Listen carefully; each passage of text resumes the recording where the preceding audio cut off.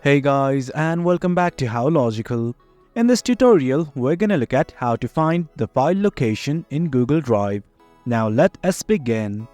Well, as you can see, I have already logged into my account. In case you have not, do log in. It is quite easy. Just go to google.com and sign in using your credentials. Now let's just look at how to search the file location. Right here on the top, you can see a search box. Simply click on it.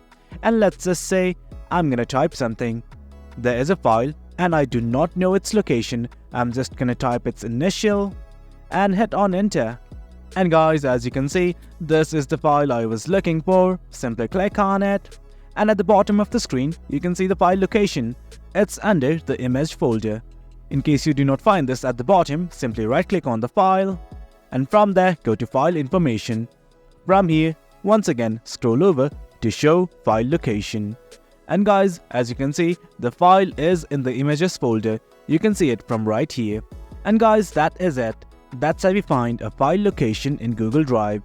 It's quite an easy method. Hope you guys found this video informative, and for more content like this, do remember to hit like, share and subscribe. Your support fuels us. Until next time, thank you.